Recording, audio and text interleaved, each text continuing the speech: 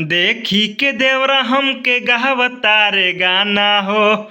और देखी के देवरा हमके गहवता रे गाना हो।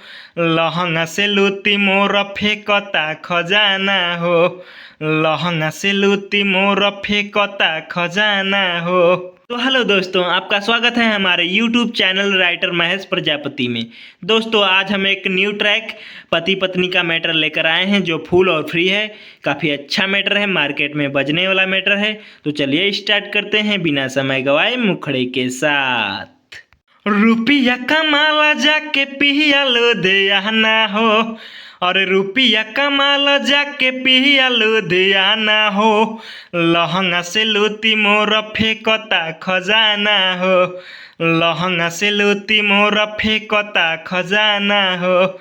देखी के देवरा हमके गहवता रे गाना हो।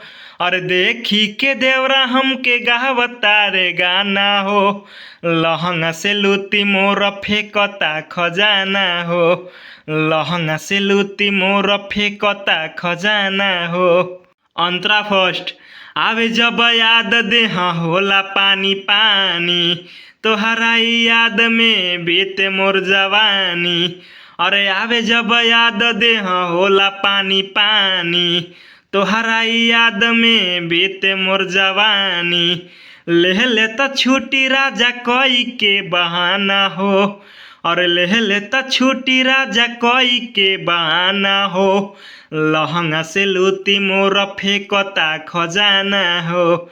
लहंगा से लूटी मोर फेंकता खजाना हो। दोस्तों, लास्ट अंतरे के लिए हमसे संपर्क करें। हमारा नंबर चैनल के डिस्क्रिप्शन बॉक्स में दिया हुआ है। तो दोस्तों, इसी तरह का फुल और फ्री सॉन्ग पाने के लिए हमारे चैनल को सब्सक्राइब करें और वीडियो को लाइक करें, शेयर करें और कमेंट करें। तो चलिए मिलते हैं किसी नेक्स्ट वीडियो में किसी नए ट्रैक के साथ। तब तक के लिए बाय।